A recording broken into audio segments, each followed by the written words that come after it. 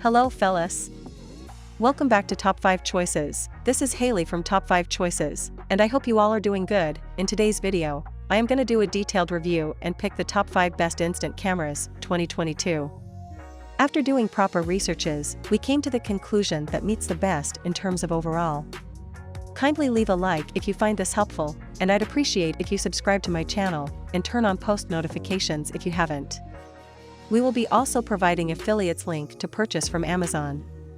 Kindly use it for best offers and purchase from anywhere in the world. We'll be back with more videos. The SQ6 then is a straight-up analog instant camera, taking the Polaroid-esque square format Instax film and sticking it in a classic analog camera, complete with a retro design, an impressive feature set, and a very attractive price. Instant cameras tend to sit in two camps when it comes to design, those that shoot for plasticky and modern, and those that try instead to look plasticky and retro. The Instax SQ6 is defiantly in the latter camp, embracing old-fashioned aesthetics with a chunky design that's most reminiscent of the company's previous Instax Mini 90 model.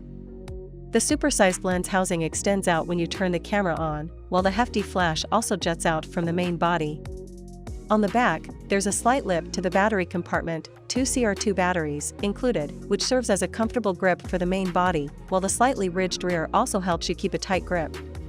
Buttons are simple. The shutter button sits next to the lens on the front, the power slider is on the top of the body, and on the back you'll find another 3 controls, one button to cycle through the various camera modes, one to turn on the timer, and one to disable the flash.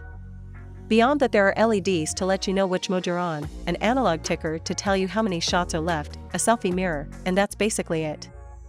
As we said earlier, with the SQ6 Instax has returned to its analog origins, ditching the digital hybrid features of the SQ10. That means no microSD storage, no fancy filters, and no snazzy effects beyond what you can do with old-fashioned light and film. The SQ6 has a good few modes to choose from. The default is auto exposure, which is your basic point-and-shoot mode, with refinements designed to brighten both the subject and background of photos. We found it gave us crisp, clear photos, with some of the brightest color reproduction we've seen in an instant camera to date. Plenty of instant cameras give slightly faded shots, which, intentionally or not, echo the look of faded Polaroid prints. By contrast, the SQ6 gave us colors closer to a good phone camera, which may or may not be what you want from it.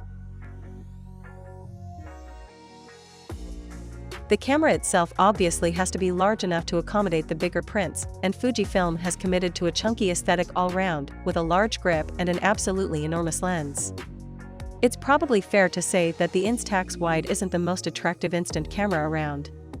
In fact, it's almost certainly the ugliest, which is a bit of a problem for a product category that's driven almost entirely by aesthetics. Still, it doesn't affect how the camera actually functions, and the Wide 300 is pretty solid. Controls are simple: 2 levels of autofocus for the 95mm lens, basic flash settings, and the option to reduce or increase exposure slightly to brighten or darken photos. Given the wide prints, it's no surprise that the Wide 300 excels at longer ranges, picking up more detail in landscape and building photos than any of its rivals, but struggling to focus on close-ups or selfies, though the additional included close-up lens does improve things somewhat. Portraits can turn out great though, as long as you get used to framing for landscape, with warm skin tones, though you have to take care with the flash, which can overpower some shots. The new orientation is also great for parties. It takes a lot less work to cram multiple people into the same shot now. The design is clearly influenced by the more expensive Fujifilm Instax Mini 90, but while this model is considerably less expensive and made almost entirely from plastic, it manages to avoid feeling cheap. It's slightly smaller than the Mini 11, but still not small enough to fit in a pocket. You'll need to look to hybrid instant cameras like the Canon Zoa Mini or Fuji's own Mini Leplay if portability is key.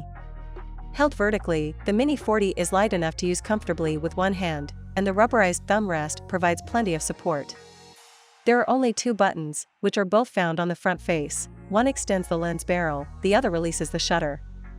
The built-in flash is automatic and can't be disabled, even in bright sunlight, so you really do just point and shoot. You won't even find a tripod thread on the bottom of the body.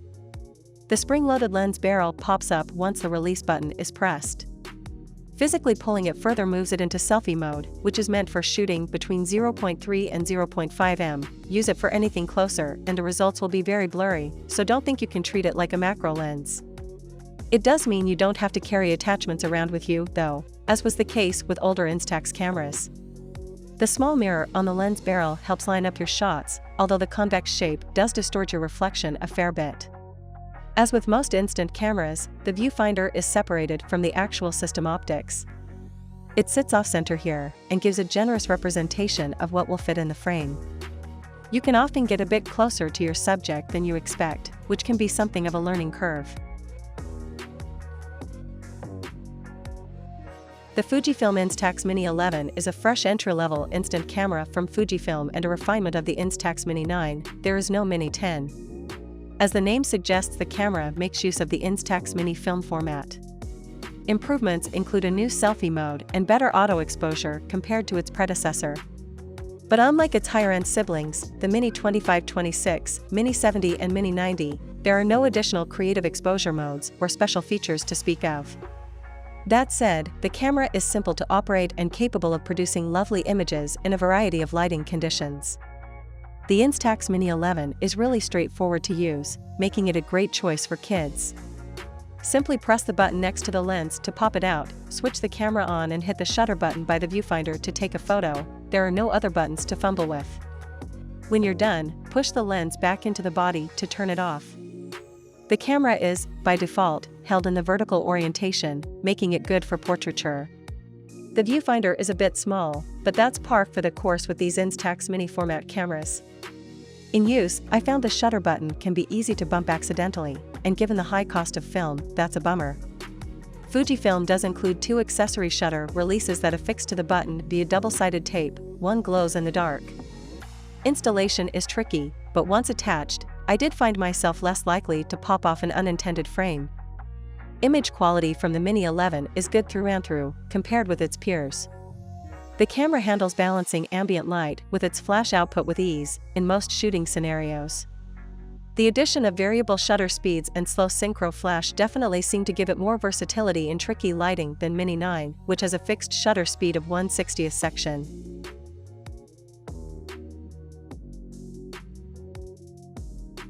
The Polaroid Now Plus represents the most complete instant camera from the newly reformed Polaroid company, combining the best of both flagship Polaroid I-type instant cameras, the Polaroid Now and the Polaroid One Step Plus. It comes with the same form factor, lens, and image quality potential as the Polaroid Now, but packs Bluetooth connectivity like the One Step Plus 4 control via the Polaroid Originals app. So while the Polaroid Now Plus looks like a regular Polaroid Now, the revamped app opens up a whole new realm of creative shooting modes. The Now Plus app menu now boasts self-timer up to 12 seconds, double exposure, aperture priority with exposure compensation, ±2 EV, tripod, portrait, light painting and even manual exposure modes.